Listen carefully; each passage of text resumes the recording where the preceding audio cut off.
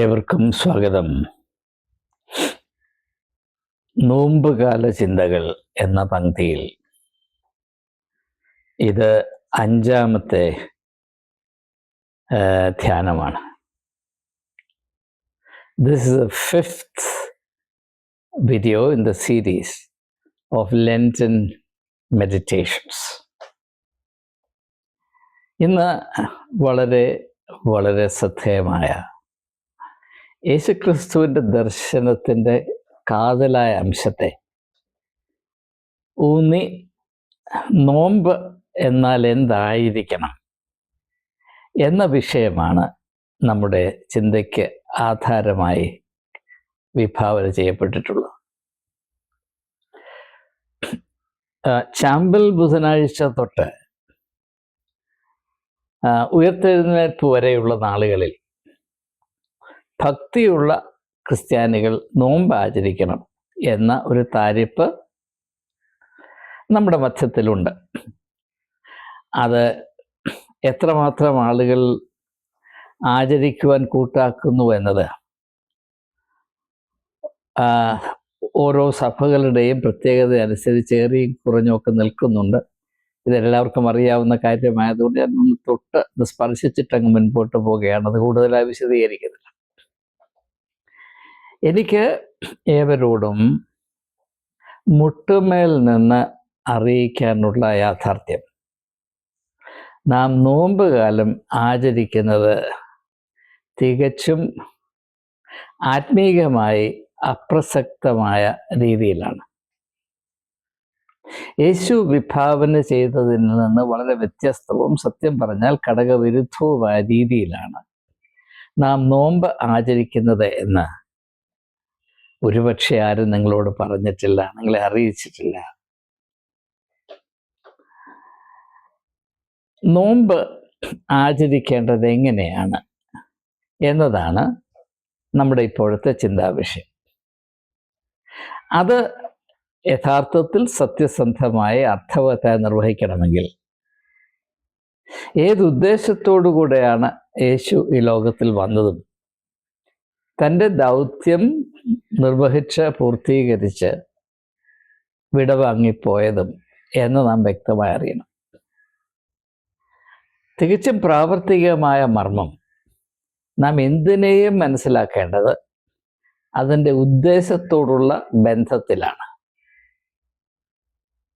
ഉദാഹരണമായിട്ട്, ആരെങ്കിലും നിങ്ങളുടെ വീട്ടിൽ പെണ്ണ് കാണാൻ വന്നാൽ അവനെ കൊണ്ടോ അല്ലെങ്കിൽ പ്രതിശ്രുത വരൻ്റെ കൂടെ വരുന്ന ബന്ധുക്കാരെ കൊണ്ടോ നിങ്ങളുടെ എരുത്തിൽ കിട്ടിയിരിക്കുന്ന എരുമയെ കൊണ്ട് കാണിച്ചാൽ അത് എരുമ എത്ര നല്ല എരുമയാണെങ്കിലും എത്ര പാൽ തരുന്ന എരുമയാണെങ്കിലും അരുമയാന എരുമയാണെങ്കിലും നിങ്ങൾ ചെയ്യുന്ന പ്രവൃത്തി തികച്ചും അർത്ഥശൂന്യമാണ്. എന്ന് മാത്രവുമല്ല, വന്ന ആളുകളെ അപമാനിക്കുന്ന വിധത്തിലുമാണ്. എന്നാൽ അതേസമയം തന്നെ നല്ല എരുമയെ വാങ്ങിക്കാൻ എവിടെയെങ്കിലും ഉണ്ടോ എന്ന് അന്വേഷിച്ച് നടക്കുന്ന ഒരു കൂട്ടം ആളുകളെ വിളിച്ച് നിങ്ങളുടെ സുന്ദരിക്കുട്ടിയായ എരുമയെ കാണിച്ചാൽ അത് വളരെ നല്ല കാര്യമാണ്. ഈ ഒരു തത്വം നമുക്ക് മനസ്സിൽ വെക്കണം. അതായത് നാം എന്തിനേയും വിലമതിക്കേണ്ടത്, മനസ്സിലാക്കേണ്ടത് അതിൻ്റെ ഉദ്ദേശത്തോടുള്ള ബന്ധത്തിലാണ്. അപ്പോൾ യേശു ലോകത്തിൽ വന്നതും തൻ്റെ പരിസ്ഥിതി ശുശ്രൂഷ നിർവഹിച്ചതും ഒരു പ്രത്യേകമായ ഉദ്ദേശത്തെ കേന്ദ്രീകരിച്ചായിരുന്നു എന്ന് യേശു വളരെ വ്യക്തമായി വെളിപ്പെടുത്തിയിട്ടുണ്ട്. അത് യോഹന്നാന്റെ സുവിശേഷം 10-ാം അധ്യായത്തിൻ്റെ 10-ാം വാക്യത്തിൽ നമുക്ക് സുപരിചിതമാണ്.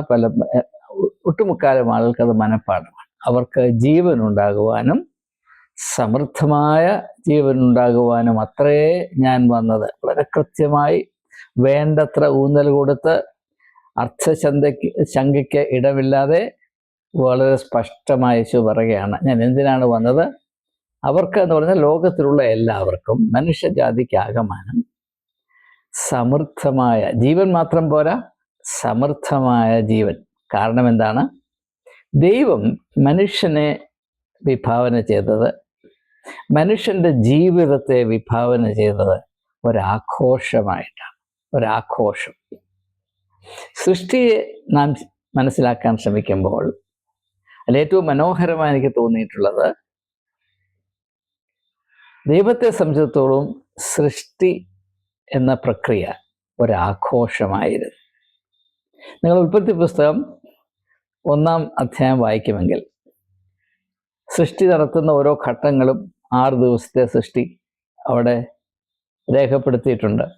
എല്ലാം ആശ്ചര്യകരമായി അങ്ങനെയാണ് എന്ന് ഞാൻ വിശ്വസിക്കുന്നില്ല. അത് വേറൊരു വിഷയമാണ്, മറ്റൊരു സമയത്ത് ഞാൻ കൈകാര്യം ചെയ്തുകൊള്ളാം. എന്നാൽ ഇവിടെ നാം ശ്രദ്ധിക്കേണ്ടത്, ആ സൃഷ്ടിയുടെ ഓരോ ഘട്ടത്തിലും താൻ സൃഷ്ടിച്ചതിനെ നോക്കി ദൈവം പ്രതികരിക്കുന്ന രീതി അവിടെ കാണിച്ചിട്ടുണ്ട്. നല്ലത് എന്ന് ദൈവം കണ്ടു, നല്ലത് എന്ന ദൈവം കണ്ടു, നല്ലത് എന്ന ദൈവം കണ്ടു. മനുഷ്യനെ സൃഷ്ടിച്ച ശേഷം പറഞ്ഞു വളരെ നല്ലത് എന്ന് പറഞ്ഞു. നല്ലത്, നല്ലത്, നല്ലത്, വളരെ നല്ലത്. ഇതാണ് സൃഷ്ടി. അതുകൊണ്ടാണ് ഞാൻ പറയുന്നത്, ദൈവത്തെ സംബന്ധിച്ചിടത്തോളം സൃഷ്ടിയാകമാനം ഒരാഘോഷമാണ്, നന്മയുടെ ആഘോഷമാണ്. എന്നാൽ ആ ആഘോഷത്തിൽ ശിഥിലീകരണം സംഭവിച്ചു. അത് ഉൽപ്പത്തി പുസ്തകം 3-ാം അധ്യായത്തിൽ രേഖപ്പെടുത്തിയിട്ടുണ്ട്. അതും ആശ്ചര്യകരമായി അങ്ങനെ തന്നെയാണ്. ഹവ്വ പഴം വിഴുങ്ങി, അങ്ങനെയൊന്നും ഞാൻ വിശ്വസിക്കുന്നില്ല. പക്ഷെ അതിൽ വളരെ വളരെ ശ്രദ്ധേയമായൊരു സത്യം അടങ്ങിയിട്ടുണ്ട്. അതും വേറൊരു അവസരത്തിൽ കൈകാര്യം ചെയ്യാൻ ഉദ്ദേശിക്കുന്നത് കൊണ്ട് ഞാൻ മാറ്റിവെക്കുകയാണ്.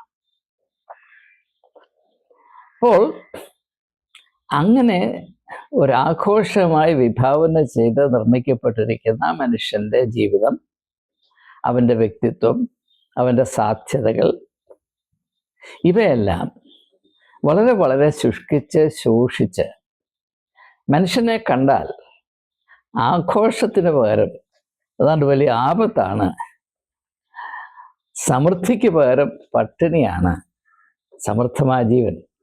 മനുഷ്യൻ്റെ ജീവൻ സമൃദ്ധമല്ല, പട്ടിണിയിലാണ്. എത്ര പണക്കാരനാണെങ്കിലും, നമുക്കറിയാം ബിൽ ഗേറ്റ്സിൻ്റെ ഭാര്യ മെലിൻഡ, അദ്ദേഹത്തെ വിട്ട് ഓടി രക്ഷപ്പെട്ടു. ലോകത്തിലെ ഏറ്റവും ധനാഢ്യനായ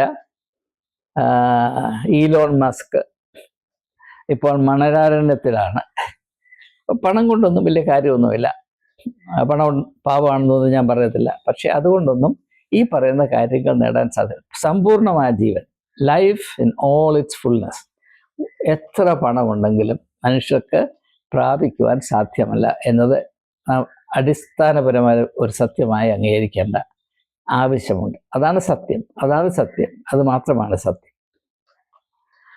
അങ്ങനെയുള്ള അവസ്ഥയിൽ ആണ്ടുകിടക്കുന്ന മനുഷ്യർ, അവർ കാരാഗ്രഹത്തിലാണ്. അവർക്ക് സ്വാതന്ത്ര്യമില്ല. എന്തിന് സ്വാതന്ത്ര്യമില്ല? ജീവന്റെ പൂർണ്ണതയിൽ പ്രവേശിച്ച് ദൈവം വിഭാവന ചെയ്ത ജീവനും ജീവിതവും ഒരാഘോഷമാണ്. അങ്ങനെ തന്നെ ഈ ലോകത്തിൽ അനുഭവിക്കണം. അതായിരിക്കണം ഓരോ വ്യക്തിയുടെയും അവസ്ഥയും സാക്ഷ്യവും എന്ന പരമമായ സത്യം. അതിൽ നിന്ന് തുലവും വ്യത്യസ്തമായി പൂർണ്ണതയ്ക്ക് പകരം അപൂർണതയിൽ മനുഷ്യൻ ആണ്ടുകിടക്കുന്ന ദർദനീയമായ, ഹൃദയം പൊട്ടിക്കുന്ന, ചങ്ക് പൊട്ടിപ്പോകുന്ന ഒരവസ്ഥയാണ് മനുഷ്യജാതിയുടെ.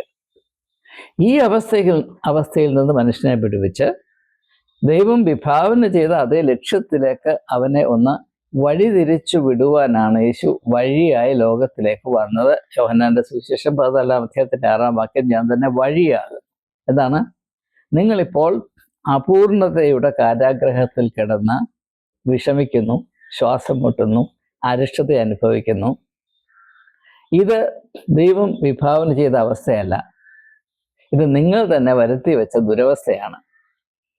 ഇങ്ങനെ തന്നെ കിടന്ന് പട്ടുപോകേണ്ട ആവശ്യമില്ല. അതാണ് സുവിശേഷം. സകല ജനത്തിനും ഉണ്ടാകേണ്ട മഹാസന്തോഷമായ സുവിശേഷം ഇതാണ്. ഈ ദുരവസ്ഥയിൽ നിന്ന് വിടുതൽ പ്രാപിച്ച് ജീവന്റെയും ജീവിതത്തിൻ്റെയും സമ്പൂർണത ഒരാഘോഷമായി അറിയുകയും അനുഭവിക്കുകയും ചെയ്യുന്ന അനുഗ്രഹിക്കപ്പെട്ട അവസ്ഥയിലേക്ക് പോകുവാൻ വഴികാട്ടിയായി ഇതാ ഞാൻ വന്നിരിക്കുന്നു. യേശുവിൻ്റെ വ്യക്തിത്വത്തെ ഏറ്റവും മഹനീയമായി മനസ്സിലാക്കാൻ ഇതാണ് കാഴ്ചപ്പാടെന്ന് ഞാൻ ആത്മാർത്ഥമായി വിശ്വസിക്കുന്നു. അപ്പോൾ ഈ യേശു, എന്തിനാണ് യേശു വന്നത്? ലോകത്തിലുള്ള എല്ലാവരെയും, മനുഷ്യജാതിയാകമാനം ജീവനിലേക്കും സമൃദ്ധമായ ജീവനിലേക്കും വഴി നടത്തുവാനാണ്. യാതൊരു സംശയമില്ലല്ലോ. ഇത് ഞാൻ പറഞ്ഞുണ്ടാക്കുന്ന കെട്ടുകഥയല്ലല്ലോ. അതാണ് യേശുവിൻ്റെ ലക്ഷ്യമെങ്കിൽ യേശുവിനെ സംബന്ധിച്ചിട്ടുള്ള എല്ലാ സങ്കല്പങ്ങളും ആചാര അനുഷ്ഠാനങ്ങളും ഇതിനോട് അനുബന്ധമായിരിക്കണം. അല്ലാത്ത ഒന്നിനും ഒരു വിലയുമില്ല. നിങ്ങൾ ഒരു 10 വർഷം ധൂപക്കുറ്റിയിട്ട് കുന്തിരക്കം പുകച്ചുകൊണ്ട് നടന്നാൽ ഒരുപക്ഷെ കൊതുക് മാറുമെന്നല്ലാതെ നിങ്ങൾക്ക് സമ്പൂർണമായ ജീവൻ അനുഭവിപ്പാൻ സാധ്യമല്ല. അങ്ങനെ ഒരു സാധ്യതയുണ്ടെന്ന് പോലും വിശ്വസിക്കാത്ത തിരിച്ചറിയാത്ത വിധത്തിലാണ് ക്രിസ്ത്യാനികളെ ഈ കാരാഗ്രഹത്തിൽ കെട്ടിയിട്ട് ഇരിക്കുന്നത്. ഞാൻ മുൻപുള്ള വീഡിയോയിൽ, അതാണ്ട് 2 മാസത്തിന് മുൻപ് ചെയ്ത ഒരു വീഡിയോയിൽ ഞാൻ രേഖപ്പെടുത്തിയിട്ടുണ്ട്. അതാണ് പൈശാചികമായ മരണം. ഇത് മനസ്സിലാക്കിയെങ്കിൽ മാത്രമേ നോമ്പ് കാലത്ത് നാം എന്തു ചെയ്യണം, നോമ്പിനെ എങ്ങനെയാണ് ആചരിക്കാൻ. നാം ഇപ്പോൾ നോമ്പിനെ ആചരിക്കുന്നത് ചില കാര്യങ്ങൾ ഉപേക്ഷിക്കുന്നു എന്നതിലാണ്. ലോകത്തിലേക്കും വലിയ പൊട്ടത്തരം, യഥാർത്ഥത്തിൽ മൊണ്ണത്തരം എന്ന വാക്ക് ഉപയോഗിക്കണമെങ്കിൽ അത് ഇതിനെപ്പറ്റി ആയിരിക്കണം, ഇതിനെപ്പറ്റി മാത്രമായിരിക്കണം. ചില കാര്യങ്ങൾ ഉപേക്ഷിച്ചാൽ അതിനേതോ ആത്മീയമായ അർത്ഥമുണ്ട്. ഇതിനെപ്പറ്റിയും യേശു വ്യക്തമായി ഒരു നിലപാട് വെളിപ്പെടുത്തിയിട്ടുണ്ട്. യേശു എന്തുകൊണ്ടാണ് തൻ്റെ ശിഷ്യന്മാരെ യോഹന്നാൻ കൽപ്പിച്ചതുപോലെ അല്ലെങ്കിൽ യഹൂദന്മാരുടെ പ്രകാരം ഉപവസിക്കുവാൻ നിർബന്ധിക്കാത്തത്, അവർ ഉപവസിക്കണമെന്ന് പറയാത്തത് എന്ന് പറഞ്ഞപ്പോൾ അതിൻ്റെ ആവശ്യമില്ല എന്ന് യേശു പറഞ്ഞില്ലേ? എന്ന് മാത്രവുമല്ല, അങ്ങനെയുള്ള ആചാരങ്ങൾ അപ്രസക്തമാണ്. They are irrelevant.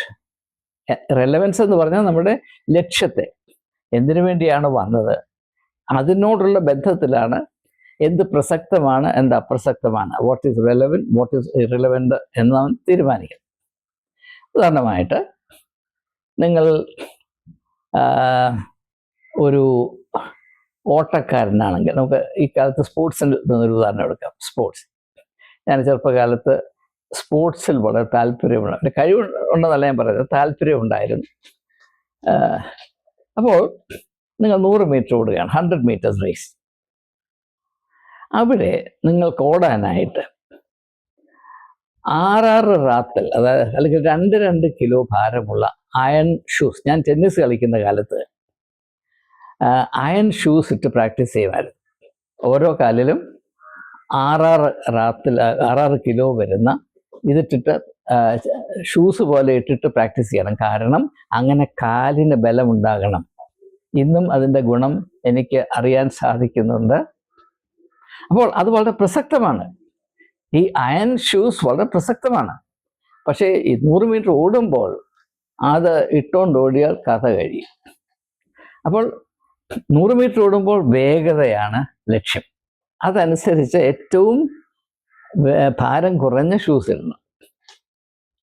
അതേസമയം ടെന്നീസ് കളിക്കാനായിട്ട് പ്രാക്ടീസ് ചെയ്യുമ്പോൾ കാലുകൾക്ക് ബലമുണ്ടാകണമെങ്കിൽ കഴിയുന്നത്രയും ഭാരം കൂടിയ ഷൂസ് ഇട്ട് പ്രാക്ടീസ് ചെയ്യണം.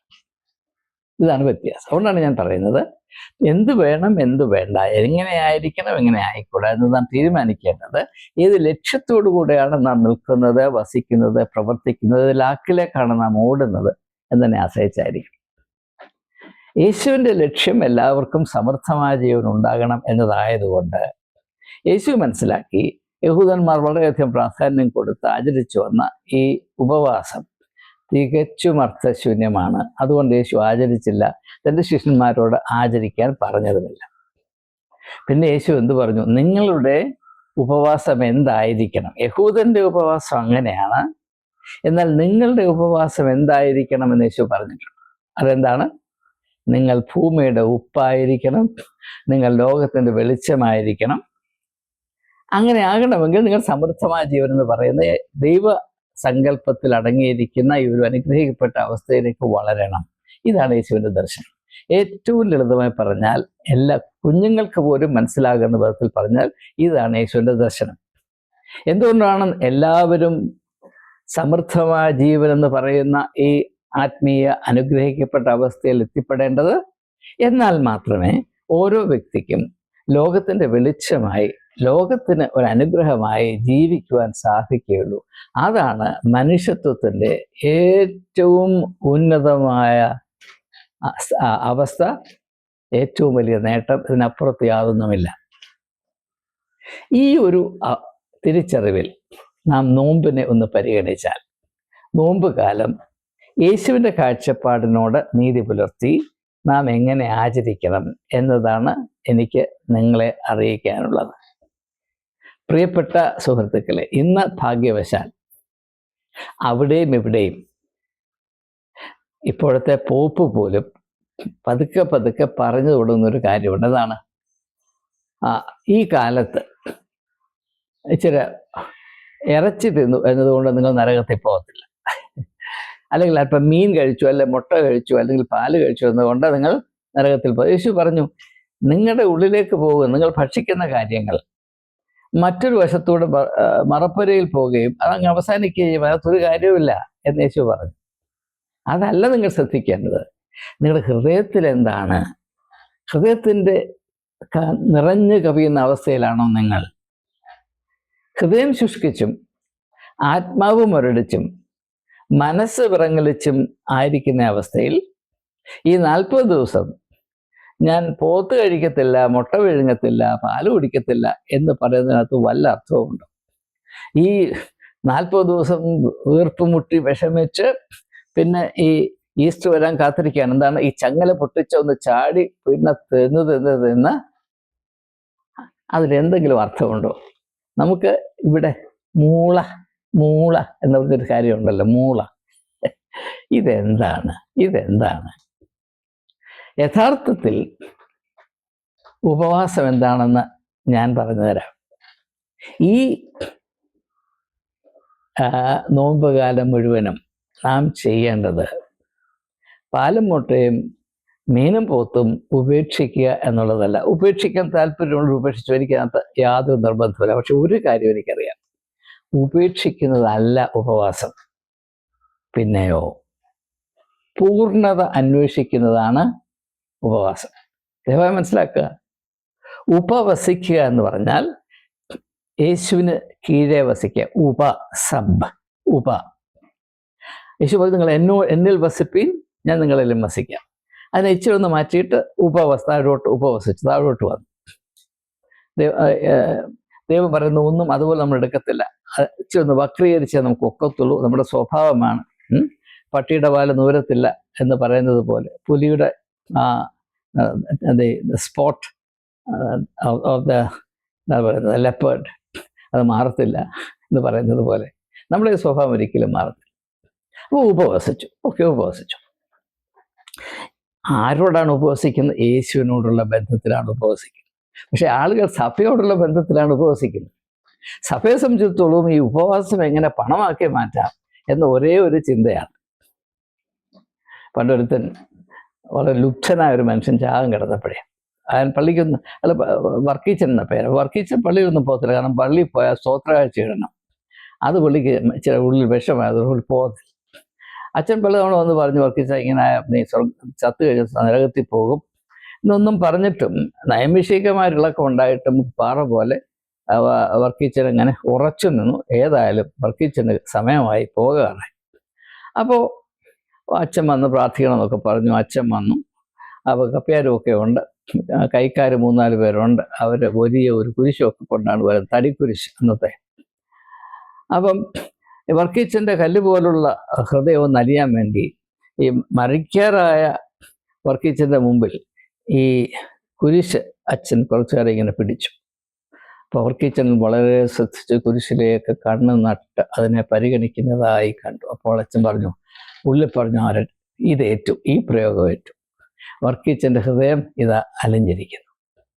അപ്പോൾ വർക്കീച്ചൻ പറഞ്ഞു, കുറച്ചുകൂടെ അടുത്ത് കൊണ്ടുവരാൻ. അപ്പോൾ അച്ഛൻ വിചാരിച്ചു, പറ്റി, വർക്കീച്ചനെ പിടികിട്ടി. വർക്കീച്ചൻ കുറച്ചുകൂടെ ഇപ്പോൾ കണ്ണൊക്കെ വലിയ താഴോട്ട് പോകുകയാണ്. വളരെ ആകുന്ന ശക്തി മുഴുവൻ ഉപയോഗിച്ച് ഈ ക്രൂശിനെ വളരെ ക്രോധിച്ചു നോക്കി. എന്നിട്ട് ബലഹീനമായ തൻ്റെ കൈ ഉയർത്തി ഇങ്ങനെ കാണിച്ചു. അച്ഛൻ കപ്പ്യാരോട് പറഞ്ഞു, ശരിയായടാ, അവൻ തൃത്വത്തിൽ വിശ്വസിക്കുന്നു എന്നാണ് പറയുന്നത്. അവൻ ട്രിനിറ്റി, തൃത്വത്തിൽ വിശ്വസിക്കുന്നു എന്ന് അവനിപ്പോൾ പറയുന്നു. നാവ് കൊണ്ട് പറയാൻ വയ്യ, അവൻ്റെ വിരലുകൊണ്ട് പറയുന്നു ഇങ്ങനെ. ഇത് അച്ഛൻ കപ്പേരോട് പറഞ്ഞത് ഈ വർക്കീച്ചൻ്റെ ഭാര്യ പെണ്ണമ്മ കേട്ടു. അവരോടി വന്ന് അച്ഛനോട് പറഞ്ഞു, അച്ഛൻ അതൊന്നുമല്ല, ഈ തൃത്വത്തിൻ്റെ കാര്യമൊന്നും വർക്കീച്ചനോട് പറയണ്ട. വർക്കീച്ചൻ പറയുന്നത്, നിങ്ങൾ കാണിച്ച ക്രൂശ് 3 രൂപയ്ക്കാണ് വാങ്ങിച്ചോളാം, അതിൽ കൂടുതലാണ് വേണ്ട എന്നാണ് അദ്ദേഹം പറയുന്നത്. അപ്പോൾ ഇതാണ് മനുഷ്യൻ്റെ സ്വഭാവം എന്ന് ദയവായി മനസ്സിലാക്കുക. ഇനിയും സമയം അതിക്രമിക്കുന്നതിന് ഇനി പെട്ടെന്ന് കാര്യങ്ങൾ ഞാൻ പറഞ്ഞ് അവസാനിപ്പിക്കട്ടെ. ഈ ഒരർത്ഥത്തിൽ മനുഷ്യൻ്റെ അവസ്ഥ എന്താണ്, ആ അവസ്ഥയിൽ നിന്ന് മനുഷ്യൻ എങ്ങോട്ട് പോകണം എന്നത് വ്യക്തമായി മനസ്സിലാക്കിയിട്ട് വേണം നാം നോമ്പ് ആചരിക്കുമ്പോൾ അതെങ്ങനെ ആയിരിക്കണം എന്ന് തീരുമാനിക്കണം. ഇത് വെളിപ്പെടുത്തുന്നതാണ് യേശു അഭിമുഖീകരിച്ച പരീക്ഷ. ഇതിനെ ആസ്പദമാക്കി ഞാൻ മുൻപൊരു വീഡിയോ ചെയ്തതാണ്, പക്ഷെ അതിലെ ആശയങ്ങളല്ല ഇവിടെ ഞാൻ ഉൾക്കൊള്ളിക്കുന്നത്. ഈ 3 പരീക്ഷകളും, അതായത് കല്ലിനെ അപ്പമാക്കാൻ പറഞ്ഞ പരീക്ഷ, ദേവാലയത്തിൻ്റെ മുകളിൽ നിന്ന് താഴോട്ട് ചാടാൻ പറഞ്ഞ പരീക്ഷ, സാത്താനെ വീണ് നമസ്കരിക്കാൻ പറഞ്ഞ പരീക്ഷ, ഈ 3 പരീക്ഷകൾ നിങ്ങൾ ഒരുമിച്ച് ഒന്ന് പരിഗണിച്ചാൽ അവയെ മൂന്നിനെയും കോർത്തിണക്കുന്ന ഒരു പൊതു ഘടകമുണ്ട്. ആ ഘടകം പൈശാചികമാണ്. ആരാണ് യേശുവിനെ പരീക്ഷിക്കുന്നത്? പിശാചാണ്, സാത്താനാണ്. അപ്പം ന്യായമായും നിശ്ചയമായും യുക്തിസഹജമായും യേശുവിനെ പരീക്ഷിക്കുന്ന വിധത്തിൽ പൈശാചികമായ മർമ്മമാണ് പ്രവർത്തിക്കുന്നത് എന്നതിന് യാതൊരു സംശയവും ഉണ്ടാകാൻ കഴിയില്ല. എന്താണ് ഈ പൈശാചികമായ മർമ്മം എന്നവിടെ വളരെ ഒരു വാക്കുകൊണ്ടും പറയാതെ ആ സാഹചര്യത്തിൽ വളരെ വ്യക്തമായി ഉൾക്കൊള്ളിച്ചിട്ടുണ്ട്. അത് നമുക്കൊന്ന് മനസ്സിലാക്കാൻ ശ്രമിക്കാം. ആദ്യത്തെ പരീക്ഷ എന്താണ്? കല്ലിനെ അപ്പമാക്കുക. അപ്പോൾ യേശു പറയുന്നുണ്ട്, മനുഷ്യൻ അപ്പം കൊണ്ട് മാത്രമല്ല ദൈവത്തിൻ്റെ വായിൽ നിന്ന് വരുന്ന സകല വചനവും കൊണ്ട് ജീവിക്കണം. ഇതിൻ്റെ അർത്ഥം സാത്താന്യ മർമ്മം എന്താണെന്ന് ചോദിച്ചാൽ മനുഷ്യ ജീവിതത്തെ, മനുഷ്യൻ്റെ വ്യക്തിത്വത്തെ, മനുഷ്യരെന്ന് പറയുന്ന വലിയ സങ്കല്പത്തെ വെറും അപ്പമായി ചുരുക്കുക, എല്ലാറ്റിനെയും ചുരുക്കുക, അംശീകരിക്കുക. അതാണ് പൈശാചികമായ മർമ്മം. എല്ലാറ്റിൻ്റെയും പൂർണ്ണത നശിപ്പിച്ചിട്ട്, എല്ലാറ്റിനെയും അതിൻ്റെ പൂർണ്ണതയിൽ നിന്ന് അന്യവൽക്കരിച്ച് അതിനെ ഭാഗികമായി മാത്രം സ്വയം തിരിച്ചറിയുവാനും ആ ഭാഗികമായ തിരിച്ചറിവിൽ ഉൾക്കൊള്ളുന്ന ചില മാമാങ്കങ്ങൾ കളിക്കാനും മാത്രം അവന് സ്വാതന്ത്ര്യം നൽകുന്ന ഒരു ദുരവസ്ഥയിലാണ് മനുഷ്യൻ. അതിൻ്റെ മൂല കാരണം എന്താണ്? മനുഷ്യൻ അവനെ മനസ്സിലാക്കുന്ന വിധത്തിലുള്ള വലിയ തെറ്റുകളാണ്. അവ തിരുത്തപ്പെടണം. എന്താണ്? ജീവിതം എന്ന് പറഞ്ഞാൽ വയറ് മാത്രമാണ്, അപ്പം മാത്രമാണ്. അത് ചരിത്രത്തിൻ്റെ വലിയൊരു സത്യമാണ്.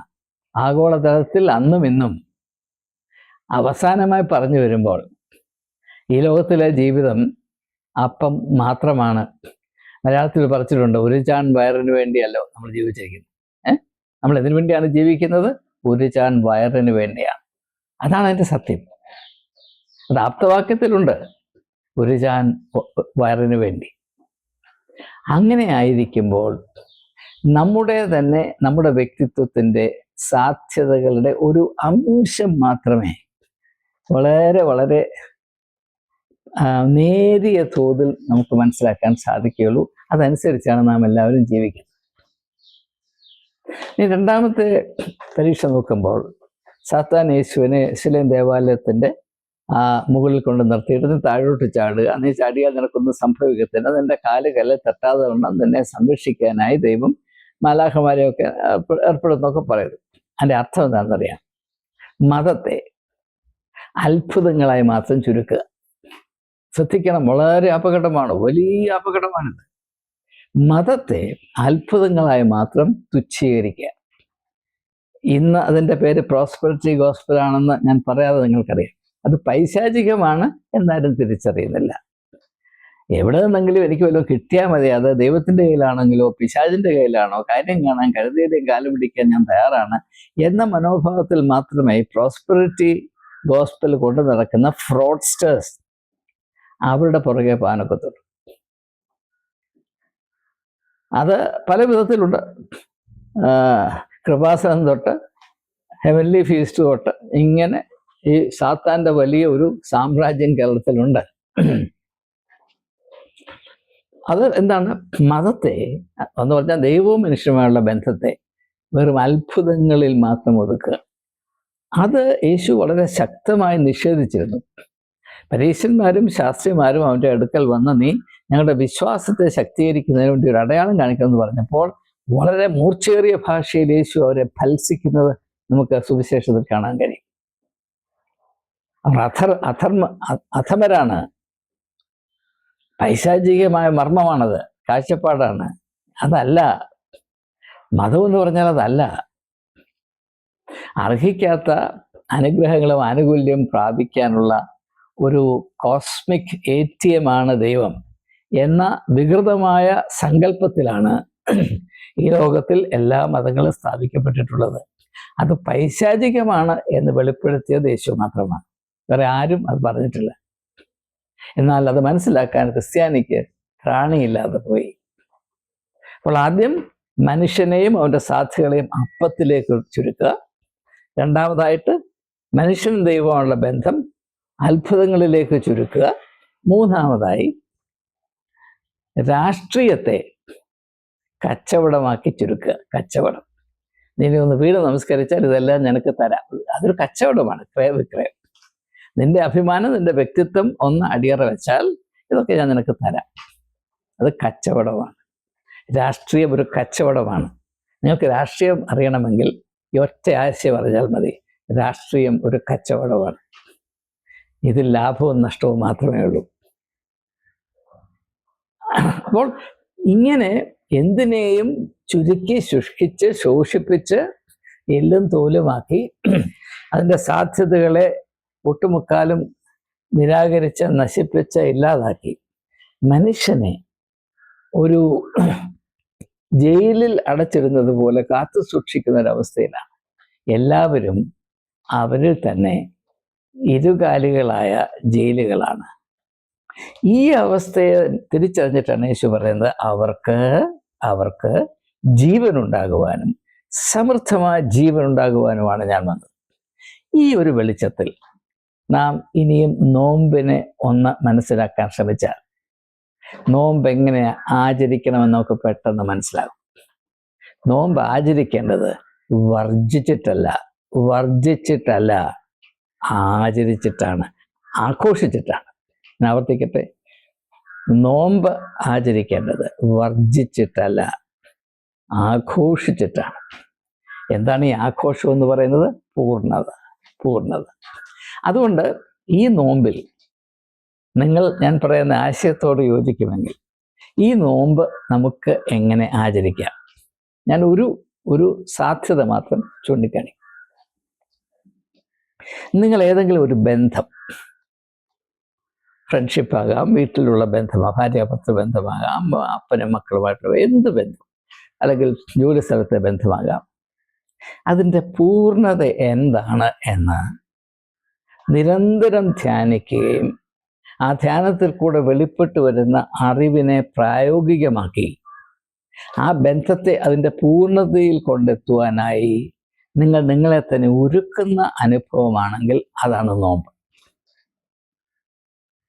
അതിന് പകരം പോത്തിനെ വിഴുങ്ങുന്നില്ല എന്ന് പറഞ്ഞിട്ട് എന്ത് കാര്യമാണ്? ഇനി മറ്റൊരു സാധ്യത ഞാൻ പറയാം. മനുഷ്യൻ്റെ വ്യക്തിത്വത്തെ വളരെയധികം സ്വാധീനിക്കുന്നത് അവൻ്റെ ചിന്താശക്തിയാണ്. ചിന്തിക്കുന്ന ആളുടെ മുഖത്ത് നോക്കിയാൽ നിങ്ങൾക്ക് അവരെ തിരിച്ചറിയാൻ കഴിയും. യാതൊരു സംശയമില്ല, ഒരു പ്രയാസവുമില്ല. അങ്ങനെയെങ്കിൽ നിങ്ങൾ ഏതെങ്കിലും ഒരു ആശയം എടുത്ത് ഈ 40 ദിവസം, ഇനി 40 ദിവസമില്ല, ഇനിയുള്ള ദിവസങ്ങളിൽ ഏതെങ്കിലും ഒരു ആശയം എടുത്തിട്ട് അതിൻ്റെ പൂർണ്ണത കണ്ടെത്താനായി വളരെ താല്പര്യത്തോടെ, ഏകാഗ്രബുദ്ധിയിൽ, അച്ചടക്കത്തോടെ അതിൻ്റെ സാധ്യതയെ, അതിൻ്റെ പൂർണ്ണതയെ അന്വേഷിക്കുന്ന ഒരു അവസ്ഥയിൽ നിങ്ങളായിത്തീർന്നാൽ അതാണ് നോയമ്പ്, അതാണ് ഉപവാസം. അത് തന്നെയാണ് ഉപവാസം.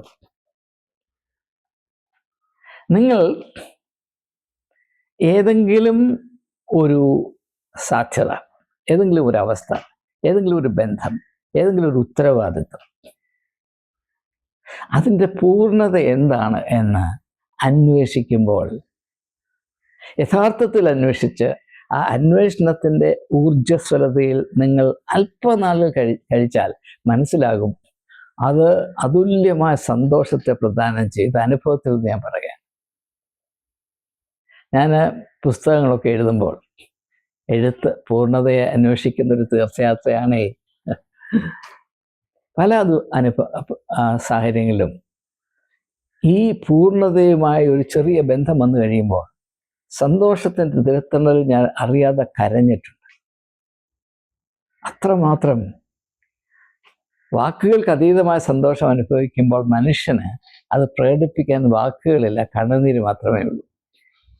ആ അവസ്ഥ നിങ്ങൾ അനുഭവിക്കണം. അതെൻ്റെ വലിയ താല്പര്യമാണ്. അതായിരിക്കണം ഉപവാസം എന്ന ആശയത്തിൻ്റെ അർത്ഥം.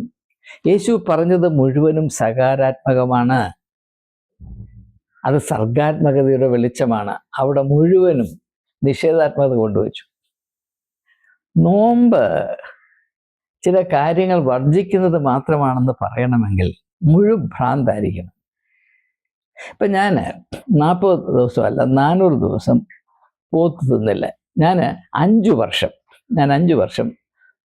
100% വെജിറ്റേറിയനായിട്ട് ജീവിച്ചു. ഞാൻ ഈ ഒരു കാര്യം ഒന്ന് മനസ്സിലാക്കാൻ വേണ്ടി വളരെ വളരെ ദൃഢനിശ്ചയത്തോടെ 5 വർഷം, 40 ദിവസമല്ല 5 ദിവസം ഇത് മുഴുവനും ഉപേക്ഷിച്ച് ജീവിച്ചിട്ടുണ്ട്. ഒരു വ്യത്യാസവും എനിക്ക് അനുഭവമായില്ല. എനിക്ക് വ്യത്യാസം അനുഭവിച്ചത് ഞാൻ ഈ പറയുന്ന നോമ്പ്, അതായത് വർജിക്കുന്നതല്ല, ആഘോഷത്തിൻ്റെ നോമ്പ്. 2 തരത്തിലുള്ള നോമ്പുകളുണ്ട്. വർജിക്കുന്ന നോമ്പുണ്ട്, ആഘോഷിക്കുന്ന നോമ്പുണ്ട്. അതാണ് യേശു വിഭാവന ചെയ്ത നോമ്പ് എന്ന് ദയവായി തിരിച്ചറിയണമെന്ന് സമയം അതിക്രമിച്ചു പോയതുകൊണ്ട് നിങ്ങളുടെ ഓരോരുത്തരുടെയും കാല് പിടിച്ച് അപേക്ഷിച്ച് വാക്കുകൾ ഉപസംഹരിക്കുന്നു. ആത്മീയമായ അറിവിൻ്റെ വെളിച്ചത്താൽ സർവശക്തനായ ദൈവം നിങ്ങളെ ഏവരെയും ദീപ്തരാക്കട്ടെ. നിങ്ങൾ വെളിച്ചത്തിൻ്റെ വ്യക്തിത്വം പ്രാപിച്ച് ലോകത്തിന് അനുഗ്രഹമായി വളരട്ടെ. ആമേൻ.